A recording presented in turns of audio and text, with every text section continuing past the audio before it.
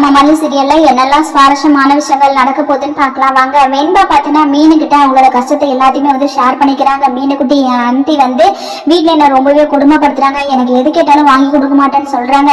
Geometry box கேட்டதுக்கு கூட வாங்கி கொடுக்கல. என்னோட டேடா என்னை விட்டுட்டு ஆஃபீஸ் விஷயமா வெளியில போயிருக்காரு.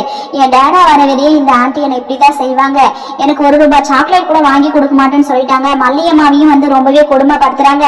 மல்லியம்மா கிட்ட இருக்கிற காசையும் அவங்க வந்து வாங்கிக்கிட்டாங்க. இதுக்கப்புறம் மல்லியம்மா என்னால எதுவுமே வாங்கி கொடுக்க முடியாது அப்படின்னு சொல்லிட்டாங்க. மல்லியம்மா கிட்ட காசும் இல்லை அப்படின்னு சொல்லிட்டு நம்ம வெண்பா பாத்தீங்கன்னா மீனு கிட்ட சொல்லிட்டு இருக்காங்க. மீனு வந்து அப்படியா வெண்பா, உன்னோட ஆண்டி அவ்வளோ கெட்டவங்களா, உன் டேடா கிட்ட நீ உங்களை பத்தி சொல்லலாம் இல்லை அப்படின்னு சொல்லிட்டு மீனு சொல்றாங்க. ஆனா வெண்பா பாத்தீங்கன்னா இல்ல மீனு, உடனடியா என் டேடா கிட்ட இப்படி சொன்னா மல்லியம்மா தான் எனக்கு சொல்லி கொடுத்தாங்க அப்படின்னு சொல்லிட்டு மல்லியம்மா மேல டேடா ரொம்பவே கோவப்படுவாங்க. அதனாலதான் நான் பொறுமையா இருக்கிறேன் அப்படின்னு சொல்லிட்டு நம்ம வெண்பா சொல்றாங்க. இதுக்கப்புறம் மீனு பாத்தீங்கன்னா ஒரு ஐடியா கொடுக்குறாங்க நம்ம வெண்பாவுக்கு. சரி வெண்பா, நான் ஒரு ஐடியா கொடுக்குறேன், அந்த ஐடியா படி நீ செய்ய. ஏன்னா மல்லியம்மா வீட்டுல இருக்கிறதுனால தானே அவங்க கிட்ட காசு இல்லை. உன் மல்லியம்மா வெளியில போனாங்கன்னா ஸோ கண்டிப்பா அவங்க வேலைக்கு போனா அவங்களுக்கு வந்து பணம் வரும். அந்த பணத்துல உனக்கு எல்லாமே வாங்கி கொடுக்கலாம். உன் மல்லியம்மா தேவைப்பட்டதையும் வாங்கிக்கலாம், உனக்கும் வாங்கி கொடுப்பாங்க இல்லையா அப்படின்னு சொல்லிட்டு மீனு வந்து வெண்பா கிட்ட சொல்றாங்க. வெண்பா அதை பத்தி யோசிக்கிறாங்க.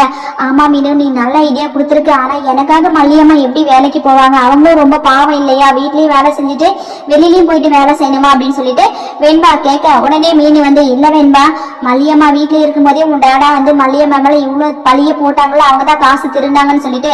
ஆனா மல்லியம்மா இப்ப வெளியில போயிட்டு சமாளிச்சா அவங்களுக்கு கொஞ்சம் காசு வச்சுப்பாங்க, உனக்கு வந்து வாங்கி கொடுப்பாங்க. இதனால கண்டிப்பா உன்னோட டேடா வந்து திட்ட மாட்டாங்க அப்படின்னு சொல்லிட்டு மீனு பாத்தீங்கன்னா வெண்பா கிட்ட எடுத்து சொல்றாங்க. சோ வெண்பா பாத்தீங்கன்னா இந்த விஷயத்த பத்தி போயிட்டு நம்ம மல்லி கிட்ட பேசதான் போறாங்க. கண்டிப்பா மல்லி வந்து ஒரு நல்ல முடிவை தான் எடுக்க போறாங்க. ஏன்னா இந்த வீட்டுல இருந்துகிட்டு திருட்டு பள்ளியை வாங்குறதை விட காலையில போயிட்டு ஈவினிங் வீட்டுக்கு வந்தா ரொம்பவே நல்லா இருக்கும், நமக்கு காசு பிரச்சனை போகும், வெண்பாவுக்கு தேவையானதை நம்ம வாங்கி கொடுக்கலாம் அப்படின்னு சொல்லிட்டு மல்லி ஒரு பக்கம் ரொம்பவே யோசிக்கிறாங்க. சோ கண்டிப்பா ஒரு நல்ல முடிவா தான் மல்லி வந்து எடுக்க போறாங்க. இந்த வீட்டை விட்டு வெளியில வேலைக்கு போறதுக்கு ரெடியாக போறாங்க நம்ம மல்லி.